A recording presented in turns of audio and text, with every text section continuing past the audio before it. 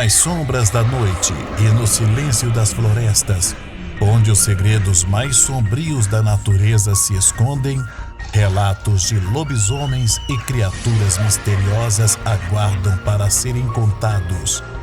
Bem-vindos ao lugar onde o sobrenatural ganha vida. O encontro com o Saci maligno. Eu não sou um homem de medos fáceis. Vivi a maior parte da minha vida no interior, caçando e pescando nas profundezas das matas do Brasil, e conheço o cheiro do mato molhado, o som das árvores rangendo ao vento e até os barulhos dos animais noturnos. Mas nada disso me preparou para aquela noite. Era uma sexta-feira à noite quando decidi acampar sozinho na mata, perto de um rio onde ouvi dizer que os peixes saltavam fácil na linha. Montei meu pequeno acampamento, acendi uma fogueira e aproveitei a calmaria do lugar. Tudo parecia normal até que o vento mudou. De repente a floresta ficou estranha e o silêncio era opressor, como se toda a vida ali tivesse decidido parar ao mesmo tempo. Até o som do rio parecia distante, abafado, como se algo estivesse sugando para outro lugar. Foi então que vi o redemoinho de folhas.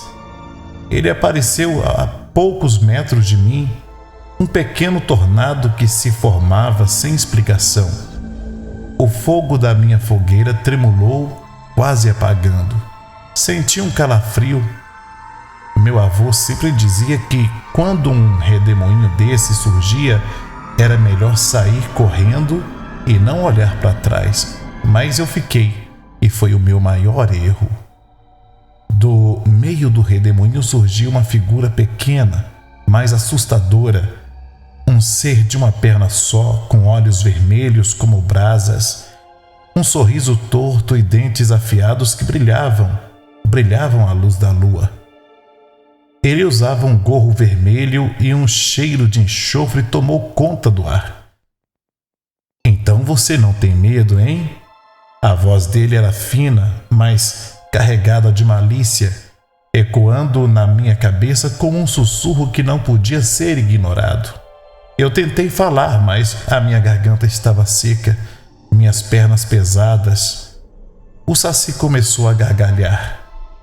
Era uma risada comum.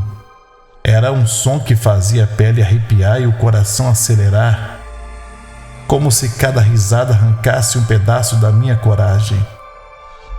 Você entrou na minha mata sem permissão, ele disse, e agora vai pagar por isso. Ele começou a pular em volta da fogueira, rápido demais para os meus olhos acompanharem. O fogo se apagou de repente e a escuridão tomou conta de tudo. Só consegui ouvir o som do seu pulo e a risada que parecia vir de todos os lados. Foi então que senti as mãos dele, frias como a morte, agarrando meu braço e me arrastando para dentro do mato. Tentei me soltar, mas era inútil.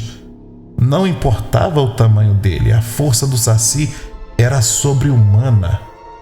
Ele me levou até uma clareira onde troncos de árvores estavam marcados com símbolos que eu não reconhecia, mas que irradiavam algo maligno. No centro havia um círculo queimado no chão, como se um fogo tivesse consumido aquela parte da terra. Ele me empurrou para o chão e começou a falar em uma língua estranha, gutural, que fez meus ouvidos doerem. Eu sabia que estava perdido. Eu podia sentir isso no ar, no meu peito. Era como se a floresta estivesse viva, assistindo ao meu sofrimento e gostando do que via. Mas então me lembrei do que meu avô dizia: o Saci só tem poder se o gorro dele estiver com ele. Com as mãos trêmulas, esperei o momento certo. Quando ele passou perto de mim, consegui arrancar o gorro da sua cabeça. O grito que ele deu foi horrível, um som que ainda ecoa na minha mente. Sem o gorro, ele se desfez em poeira e o redemoinho desapareceu junto com ele. Eu corri sem olhar para trás, sentindo que a mata inteira me observava, desaprovando a minha fuga. Quando finalmente cheguei à estrada, caí de joelhos, agradeci por ainda estar vivo. Desde aquela noite, nunca mais entrei em uma floresta sozinho. E se você for esperto também, não vai, porque o Saci está lá, esperando, e ele não perdoa. O chamado da Matinta Pereira. Eu cresci ouvindo as histórias da Matinta Pereira, aquela velha bruxa que vagava pelas noites, anunciada por um assovio fino e inconfundível. Era o tipo de lenda que os mais velhos usavam para assustar as crianças e fazê-las voltar cedo para casa. Mas com o tempo deixei de acreditar. A Matinta não passava de um mito até aquela noite. Estávamos no final da colheita e eu havia ficado até tarde no roçado ajudando meu pai. Ele me pediu para levar algumas ferramentas de volta para casa antes de escurecer. Enquanto ele terminava o serviço, peguei a trilha que cortava o mato até nossa casa, sozinho, com uma lamparina na mão e o som distante dos bichos noturnos. Tudo estava calmo até que eu ouvi o primeiro assobio. Era fino, longo e parecia vir de lugar nenhum. E de todos os lados ao mesmo tempo. Meu coração gelou. Por um instante tentei me convencer de que era apenas o vento ou algum pássaro, mas então veio outro assobio, mais próximo desta vez, e algo dentro de mim sabia. Era ela. A Matinta Pereira. Meu corpo inteiro ficou tenso. Lembrei das histórias que diziam que, se você ouvisse o chamado dela, jamais deveria responder ou tentar descobrir de onde vinha. Ignorei o instinto de olhar para trás e acelerei o passo, tentando manter a lamparina firme, mas os assobios continuaram, cada vez mais altos, como se ela estivesse se aproximando. Foi então que ouvi o som de passos arrastados, pesados, como se alguém estivesse caminhando descalço pelo mato seco. Quando finalmente olhei para trás, ela estava lá. A lamparina tremulou e por um momento achei que ia apagar. À luz fraca, vi a figura que aterrorizava minha infância. Uma velha curvada, com cabelos desgrenhados e sujos, a pele escura como a noite e olhos brilhando com um ódio que parecia não ter fim.